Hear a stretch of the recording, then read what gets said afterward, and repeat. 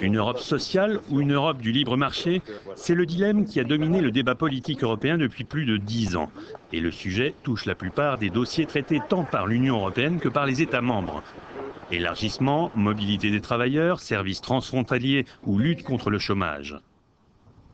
Anne Nominates, présidente du Parti libéral européen et eurodéputée belge, confronte ses idées à celles de Philippe de Boeck, secrétaire général de l'UNIS, autrement dit le patronat européen. Leurs opinions divergent sur bien des points, et ce, malgré une idéologie partagée trouvant sa source dans la libre pensée.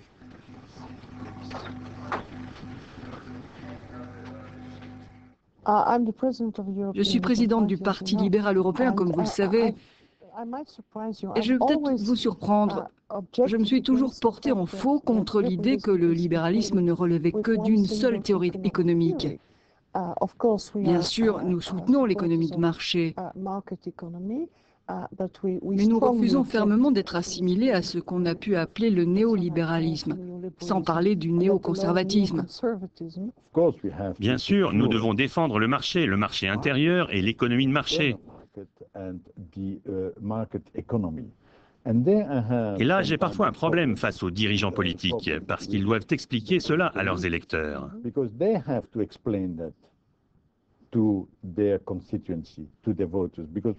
Parce que voit-on? On voit partout des réactions hostiles à cela, hostiles à l'Europe, hostiles au marché unique. On considère l'Europe comme trop libérale. Mais d'un côté, je déplore également que nous ayons bon nombre de dirigeants politiques qui, au lieu de montrer la voie, suivent le courant électoral. Et par exemple, ce matin, j'ai vu dans le journal le dernier sondage sur l'élargissement. Et il n'y a plus qu'une très courte majorité encore favorable. Et le journaliste commente, donc l'Union a un gros problème. Ce qui signifie que, selon lui, il faut suivre les électeurs. Il faut bien sûr tenir compte de ce que ressentent les gens, mais ce que nous devons aussi faire, c'est de montrer la voie, expliquer pourquoi les réformes sont nécessaires. Vis-à-vis de l'opinion publique, il faut clairement admettre que l'élargissement a été très mal expliqué. Et je prends un exemple, et là c'est un sujet de fond, celui de la directive service. Il faut en parler. D'abord, la directive service est un élément clé du développement économique, de la croissance et donc aussi de l'emploi. Et nous avons dû faire face à une vraie levée de boucliers en Belgique, en France, provenant des syndicats et montrant du doigt le danger venant de l'Est.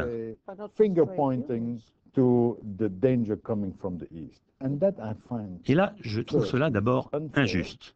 Ensuite inexact, et enfin je pense économiquement déraisonnable. Et comme vous êtes la dirigeante européenne du Parti libéral, vous savez qu'ici on a eu cette grande coalition dont vous faisiez partie au Parlement européen qui a rogné la directive service. Cela a été pour nous un mauvais signal à la population de la part des dirigeants politiques, incapables de transformer l'opportunité d'un marché intérieur des services en réalité.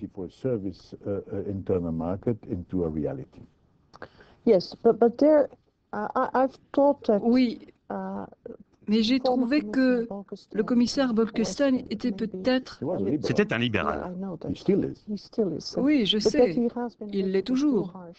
Mais il a été un peu trop dur quand il a décidé que le pays d'origine serait applicable à tous les types de services sans distinction aucune et en insistant précisément là-dessus. Et il faut replacer cela dans le contexte de toute la campagne. Montée non seulement par les syndicats, mais aussi par de nombreuses ONG, dont des américaines, il faut le noter, contre la première tentative d'établir un accord multilatéral sur les investissements. Vous souvenez-vous? Voilà comment cela a commencé. Et il y a eu les attaques contre l'OMC, puis de grandes manifestations contre les rencontres du G8. C'était ça le contexte. Les services, nous les avons sous forme établie dans chaque État membre et c'est une garantie positive. Mais si vous voulez avoir un marché ouvert, il faut permettre aux gens de circuler. C'est là mon problème. Et je ne dis pas de le faire sans condition, car là aussi, il faut de la régulation. Et je ne rentre pas dans les détails. Mais ce que nous devons expliquer aux citoyens, c'est qu'en déplaçant une activité, on crée un marché intérieur qui est plus grand que la somme de chaque marché individuel. Et cela reste un élément que vous devriez mieux expliquer.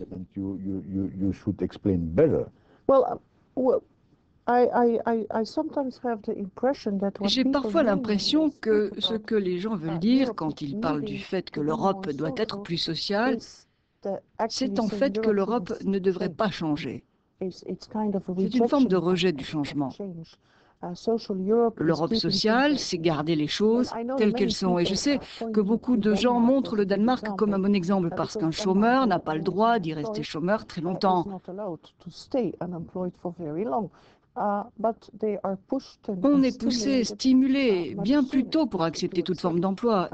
Et cela nécessite de faire du sur-mesure. Et pour cela, il faut être au plus près des gens.